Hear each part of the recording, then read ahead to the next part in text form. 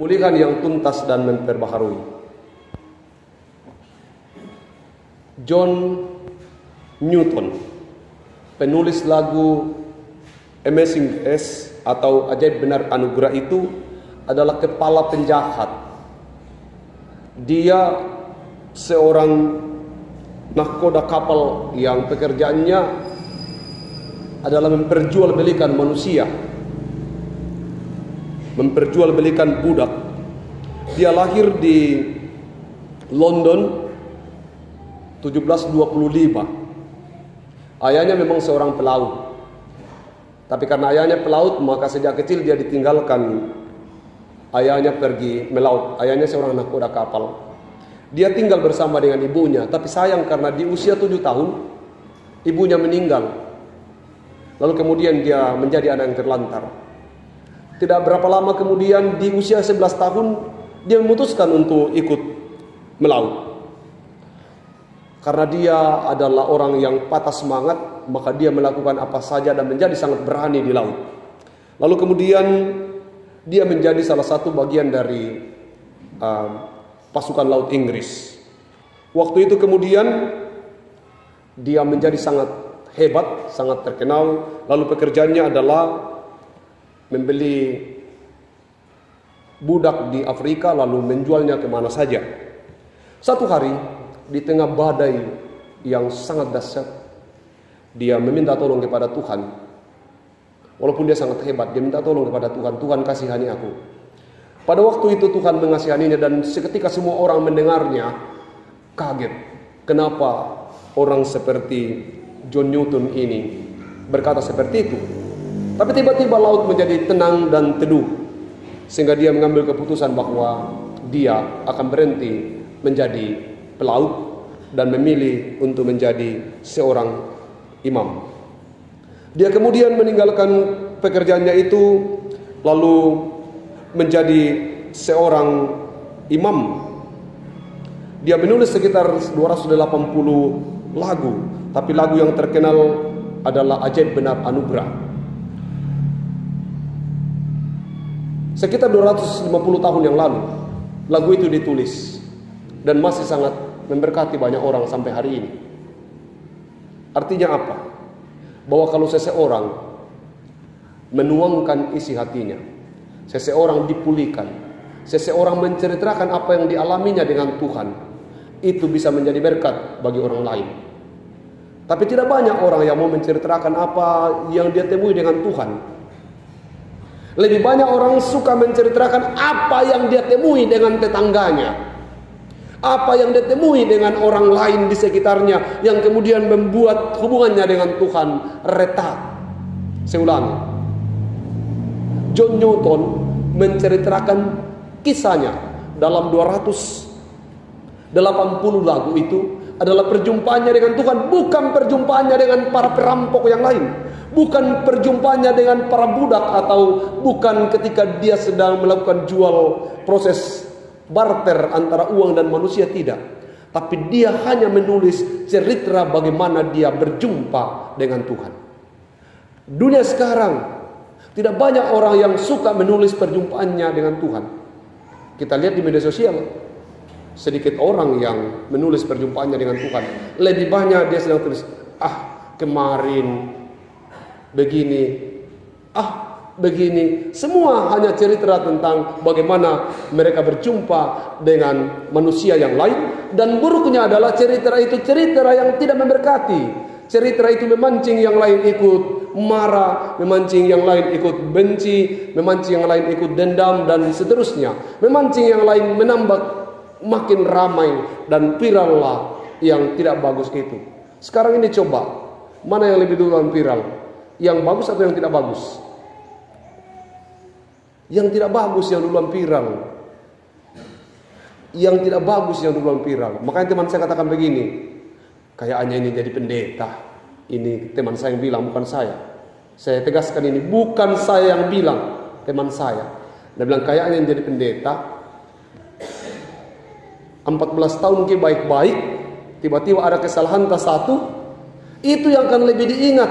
Kalau begitu supaya kita diingat, bikin kesalahan. Saya bilang, saya tidak mau, biarlah saya tetap berada pada posisi saya tidak mau untuk melakukan itu. Ajaib benar anugerah, cerita yang kemudian memberkati sampai hari ini. Tahu Bapak Ibu dalam kondisi apa dibuat lagu ini? John Newton membuatnya dalam kondisi dia sudah lupa ingatan. Sama dengan Van Vollenhoven, banyak menulis tetapi dia sebenarnya dalam kondisi yang tidak sehat. Di ujung usianya dia menjadi lupa ingatan. Tetapi satu hal yang selalu dikatakan bahwa Yesus mengasihiku dan semua yang kutulis, semua yang lain semua sudah kulupakan. Satu hal yang tidak bisa kulupakan, bahwa Yesus mengasihiku. Dia kemudian meninggal pada usia 82 tahun. Mimpinya tentang perjuangan untuk menghapus perbudakan belum selesai. Beruntung karena kemudian sesudah dia meninggal, ada orang yang kemudian melanjutkan perjuangan itu, dan akhirnya ada penghapusan perdagangan budak di dunia. Itu ceritanya. Dia di tengah kondisi lupa ingatan, dia berkata, keyakinan saya sekarang adalah hidup baru yang sudah kutemukan di dalam Kristus. Ini yang disebut dengan pulih. Jemaat yang dikasihi Tuhan, cerita ini tadi mengantar kita untuk memahami bahwa sembuh itu, pulih itu bukan hanya sembuh. Pulih itu artinya sesudah seseorang sembuh, maka dia harus melakukan seperti yang Tuhan kehendaki.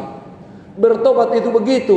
Bertobat itu bukan berarti tidak lagi melakukan dosa, tapi bertobat itu adalah berhenti berbuat dosa, lalu kemudian melakukan yang baik.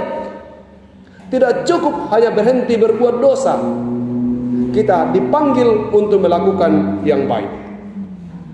Ditulis 250 tahun yang lalu, tapi masih memperbaharui kehidupan banyak orang sekarang. Saudara,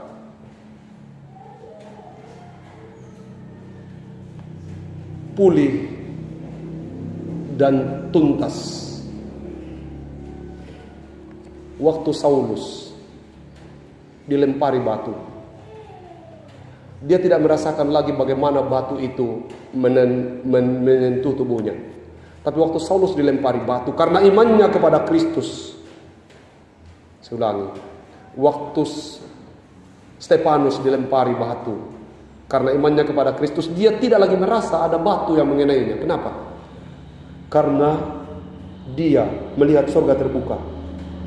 Rasa sakit akan hilang, rasa susah akan hilang ketika melihat surga terbuka. Itu yang disebut dengan dipulihkan. Dipulihkan. Akan ada banyak tantangan. Memikul salib itu bukan pekerjaan yang mudah. Tapi kalau seseorang yang dipulihkan, maka dia akan memikul salib tanpa lagi merasa bahwa salib itu beban. Itu kalau kita pikul padi di sawah. Itu kalau kita pikul padi di sawah, biasanya orang yang itu kalau kita di sawah, biasanya orang yang jalan-jalan saja di sawah itu biasa jatuh. Toh? Di pematang biasa tiba-tiba jatuh. Jatuh. Tapi kalau ada orang yang pikul gabah, semakin berat gabah dia pikul, maka semakin dia tidak akan jatuh. Kenapa? Kenapa harus ada salib? Kenapa harus ada gabah? Supaya pada saat kita memukul gabah, tujuan kita jelas sampai di mana gabah itu akan diletakkan. Maka seseorang yang memikul gabah itu akan tunduk dan hanya melihat jalan, tidak menoleh ke kanan dan ke kiri. Itulah maksud Tuhan memberi kita salib, bukan hukuman, tapi supaya kita fokus pada tujuan kita, yaitu surga. Jadi kalau ada masalah dalam hidupmu, jangan berkata bahwa kemudian Tuhan memberi beban. Tidak. Tuhan memberi beban kepadamu. Tuhan menaruh salib di kepalamu. Tuhan menaruh salib di pundakmu agar apa? Agar tujuanmu jelas.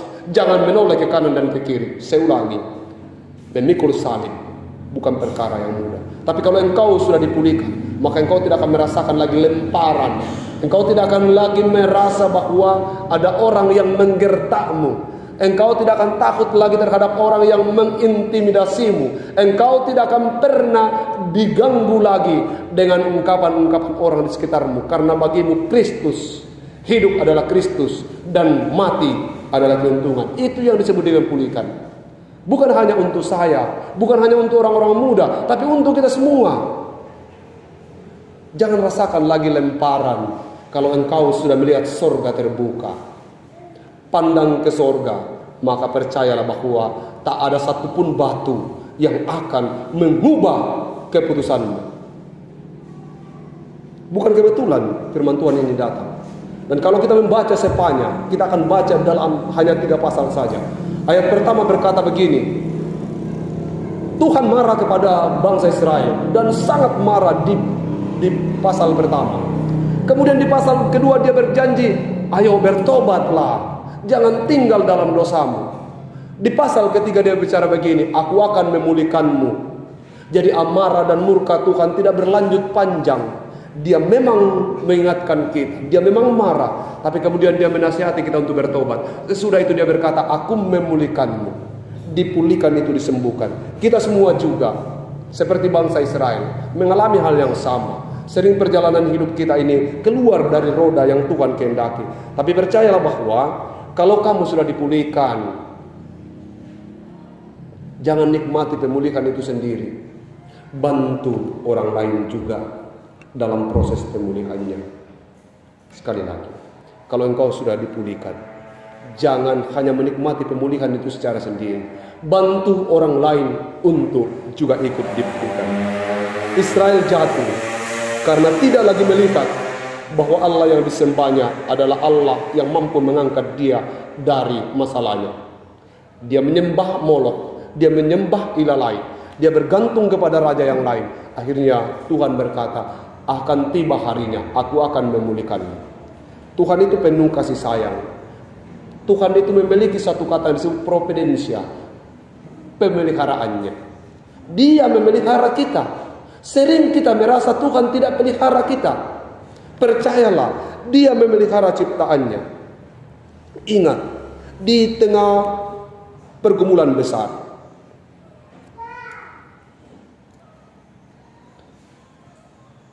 bukan pada saat menjadi raja, tapi ketika dia dikejar-kejar Saul untuk dibunuh, Daud bernyanyi begini, aku melayangkan mataku ke gunung-gunung, dari mana akan datang pertolonganku?